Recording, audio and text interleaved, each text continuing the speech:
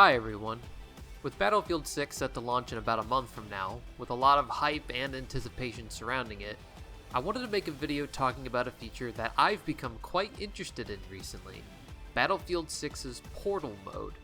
For some background on myself, one of my hobbies I've had for a long time has been modding and creating my own maps and mods for video games. I grew up playing older Battlefield titles like Battlefield Bad Company 2, Battlefield 3, and Battlefield 4, but I also had an interest in the Bungie Halo games. Halo 3 was my first introduction to the idea of creating my own custom maps and game modes as a kid, and I spent countless hours in Forge and custom games coming up with my own maps and modes for fun.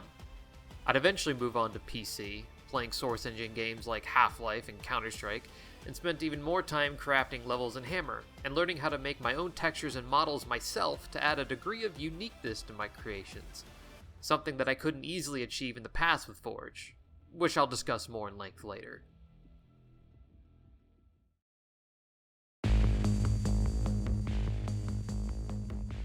As someone with a strong interest in UGC, or user-generated content, seeing that DICE wants to bring that to Battlefield in the form of Portal has me very excited, to say the least, but also concerned at the same time.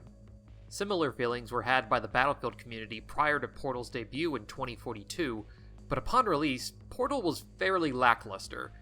While some interesting community game modes came out from Portal, and some of the throwback maps and weapons from earlier Battlefields were enjoyable to see for a bit, the overall capabilities of Portal in 2042 were limiting, and after enough time, most servers were relegated to XP farms against bots when the initial interest and hype had died out.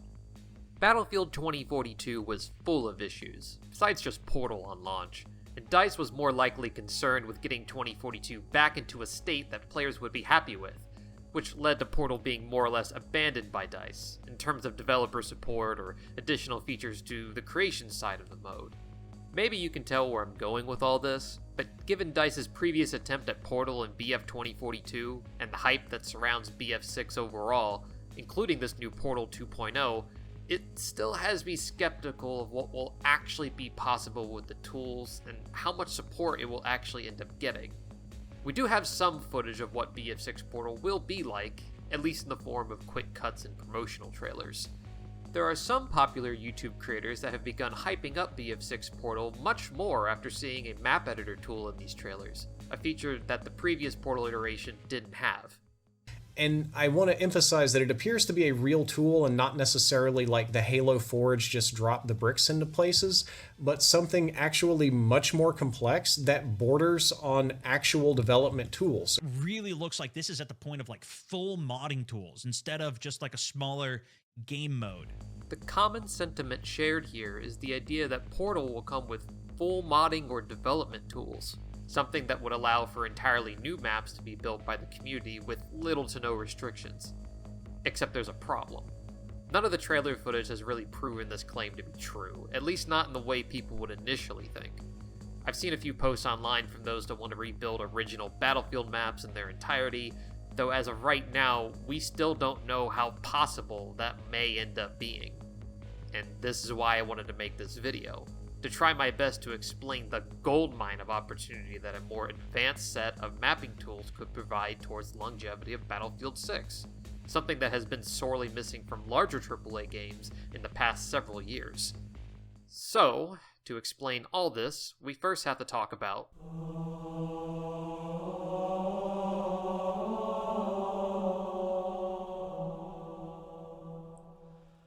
Forge Mode is the Halo franchise's custom map editor, an in-game tool that allows players to build their own maps, which first debuted in Halo 3.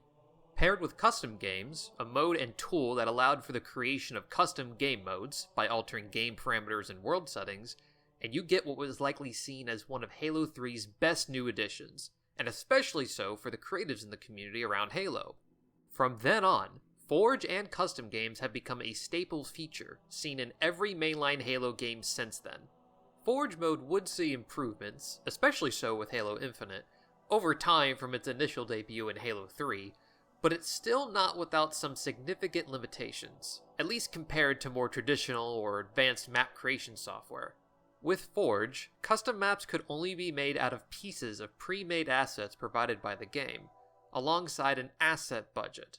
So you were limited to whatever the editor provided you with to use, and by how many assets could be used across the entire map.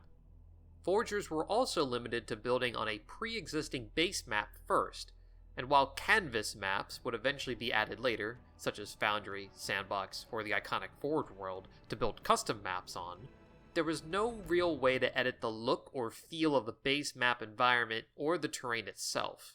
As a result, most custom maps made with Forge would generally all look very similar to one another, and while this didn't necessarily detract from the fun that could be had in their functionality, these maps, in terms of their look and design, could only really be taken so far.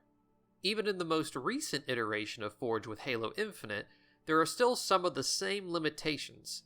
Building on existing maps, using pre-made assets provided by the game, and being capped to a set asset budget. Negatives aside, I think it's important to also keep in mind that Forge mode was originally designed for consoles, to be used by people that didn't have access to a PC, and were limited to the graphical hardware of their console and their input device, that being a controller versus a mouse and keyboard. Had it not been for Forge, I wouldn't have gotten an interest in custom map design or game modding in the first place, so this tool still holds a special place in my memories, despite its drawbacks. But what happens when you, as a game developer or studio, give the community around your game almost full access to the same tools you use to make your own games? Well, you get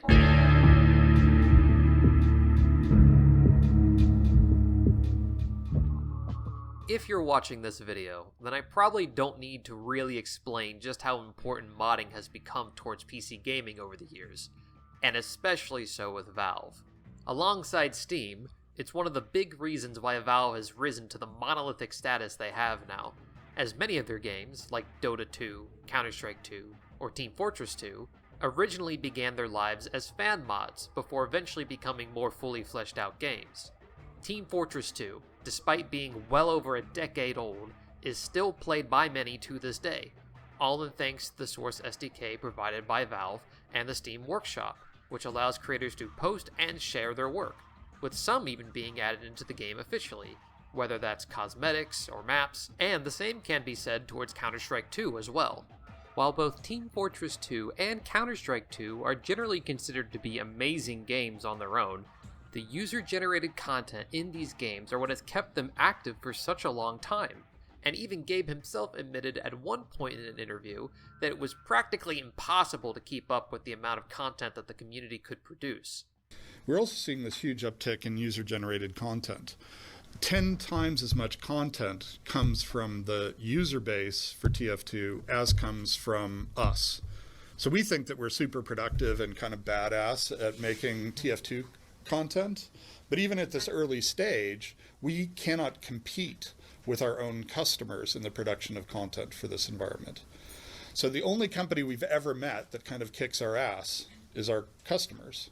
Right, we'll go up against Bungie or Blizzard or anybody, but we won't try to compete with our own user base because we already know that we're going to lose.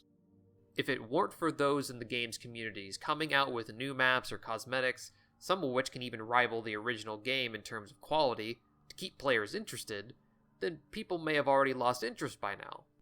One last thing I will mention before I move on, and this is for all the TF2 fans out there. Yes, I know about how contentious the current scene of the community's maps and cosmetics has been, in particular for Team Fortress 2, and I have seen many videos discussing it. However, I believe that doesn't remove the fact that TF2 still greatly benefited from UGC overall, and it's not like there hasn't been any quality content to come from TF2's creative community. I do believe that had Valve been much more selective with the sort of content that would be included from the community, and were more strict on sticking toward the game's original intended art style and themes, then this would have never had become as big of a problem as it is now. This rise in modding and UGC for these games didn't happen overnight though.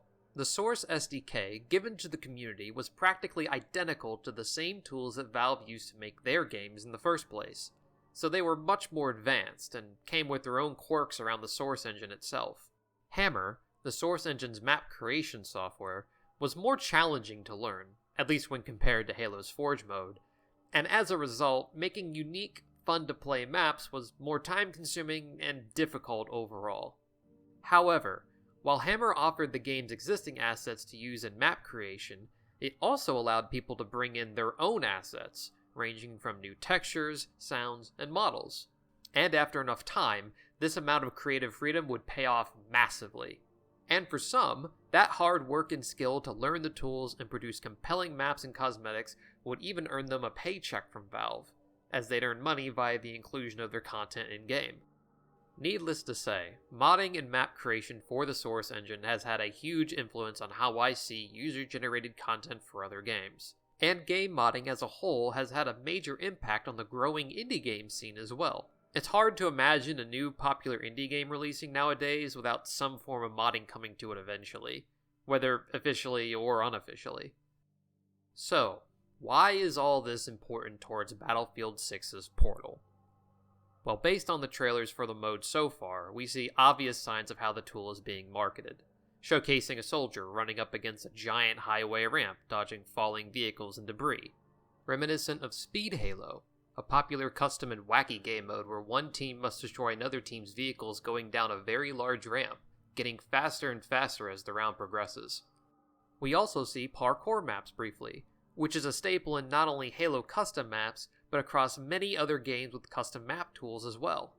It really seems that BF6 Portal and those marketing it at DICE wear their influences heavily on their sleeves, but at the same time, they're also showcasing Portal's map editor tool, which appears to be built primarily for PC users only, having been built using Godot, an open source game engine, and not Frostbite, which is DICE's own internal use game engine built with Battlefield in mind. This all kind of begs the question then. If Portal's tool doesn't appear to be built for console users, and DICE is using a separate game engine as a means to build an editor for the community, then will it have similar limitations compared to Halo's Forge? Given how the marketing and trailers make it appear, and the lack of concrete info on more advanced features, like custom assets or terrain editing, that seems to be the case for now, despite all the hype generated by YouTubers reacting to a short snippet of the editor window, and them jumping to conclusions on what they think will be possible with the tools, without any real proof behind it. I feel I need to reiterate this again, but DICE giving the community a map editor tool built from Godot is not the same thing as DICE giving the community the same Frostbite engine tools they're using to create Battlefield 6. If that were indeed the case, then it would already be assumed that things like adding in user-made assets or more advanced options would be expected. But until more info on this editor tool that DICE is providing comes forward, the scope of BF6's Portal map editor can't be assumed to be more than what's been shown or talked about by DICE so far.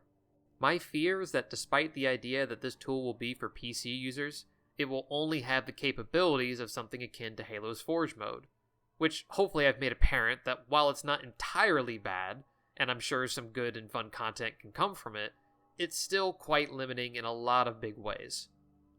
Now, I've talked for a long while already about just a brief history surrounding mapping and modding tools for games, but I do want to take some time to talk about another game that I feel greatly benefited from the addition of modding tools, and it comes from a franchise that you might not expect. That being...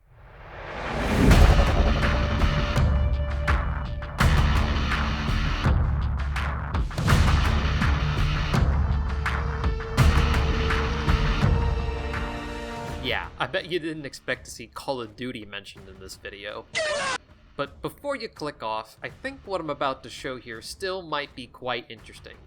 Despite the franchise's AAA level status, Call of Duty, a long time ago, actually had modding tools that came alongside the games on PC. Call of Duty 4, Modern Warfare, and World at War were examples of this, and this trend continued all the way up to Call of Duty Black Ops 3, with it being the only Call of Duty game, at least to my knowledge, that also had a Steam Workshop page, which led to many custom maps being created for the game's famous spin-off mode, Zombies, with many maps still being created to this day. Some are faithful recreations of other popular Zombies maps from past Call of Duty entries, but there are other completely unique custom maps that even rival the original game's maps in terms of quality, similar to what I've already spoken about regarding Team Fortress 2 or Counter-Strike 2 earlier.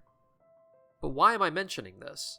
It's a similar example compared to others I've already given, but I wanted to show, with actual data, on why a more advanced set of mapping tools has actually been more beneficial towards Black Ops 3 than any other recent Call of Duty title that's come out in recent years. What I'm showing on screen are screenshots I took a few days ago on SteamDB, and I want to specifically highlight the top sellers category under the store data section. Take a look at Call of Duty Modern Warfare 2019's numbered spot, a COD entry that was praised by critics and fans alike when it first released.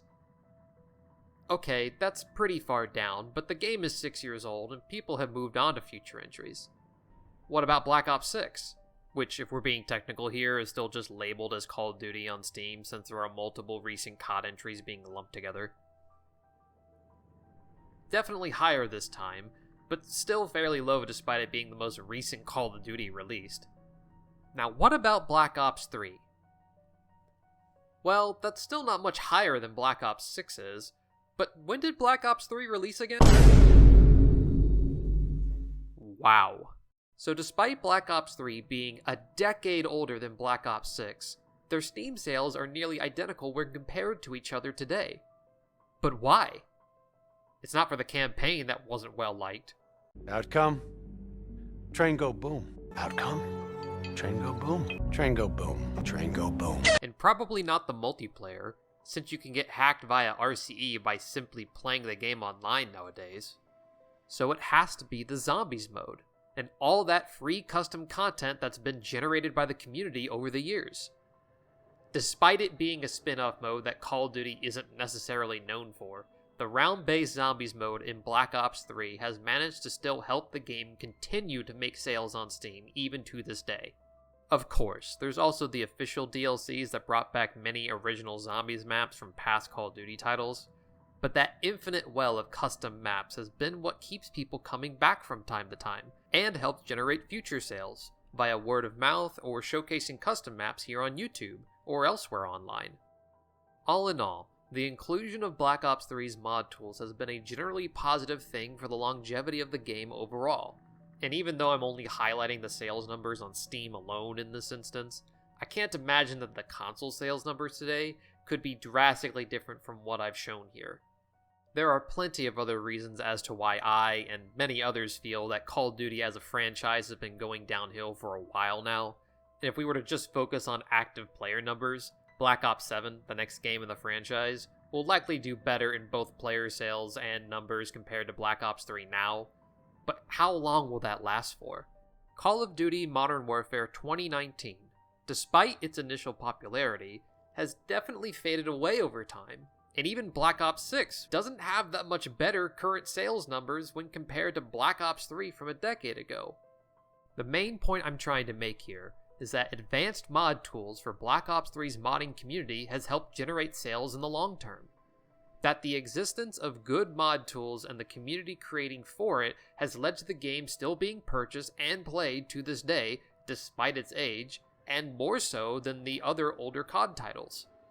Had these tools not existed, nor been as advanced as they were, Black Ops 3 would likely be in the same place as Modern Warfare 2019, and eventually Black Ops 6 will reach that point too. And while sales for all these games will still technically happen past their initial life cycles, Black Ops 3 stands as an example of how an entry with good community tools can still last longer than later entries without them, and hopefully proves how important it is for these tools to be more advanced as well. Because without that, these custom maps on par in quality with the original ones just would not have been possible.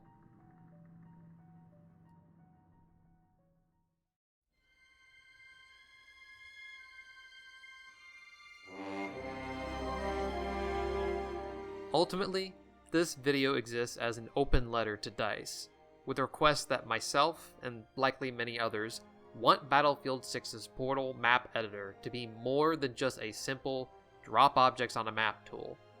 As seen by the reactions of various YouTubers and other influencers with much more reach than me, people want to see entirely new custom maps, ones that are fully unique or built from scratch. While it's cool to see a bit of what this tool can do already, there's only so many people that will be interested in seeing maps built within strict limitations like pre-made assets or the inevitable party game modes that people come up with. The reason most people come to play Battlefield is to play Battlefield, modes like Conquest or Rush. I think creators would want to go further than just another Forge mode. I believe some want the ability to go big in scope, to create maps on the scale of what Battlefield is known for, and design maps around the game modes that keep people coming back to this franchise. BF6 is already primed for success, and I imagine it will have amazing sales on launch, possibly even record-breaking. I imagine BF6's Portal will receive much more attention than it did in 2042, so I'm still left wondering if it'll have the potential to keep BF6 around in popularity in the long term. And for those at DICE, you guys are sitting on a gold mine of potential here. Don't let it go to waste. It's been a long time since I've put together a video like this on this channel, and I hope that maybe you learned or enjoyed what I had to say, and if you made it all the way to the end here, thank you so much for listening to me yap for 21 minutes. I'm still very much looking forward to what BF6 Portal will be like, despite whatever that may end up being, and I sincerely hope that if my conclusions about its limitations end up being true, that DICE will improve the tool and offer more advanced features over time. Please, if you did, like and share this video around.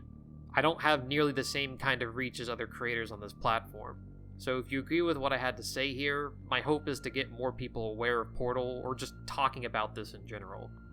I honestly don't know if I'm in the minority or not regarding my stance on this whole topic, so if anything, I'd be interested to hear your opinions as well in the comments. Anyway, that's all I really got to say. Thanks again for watching.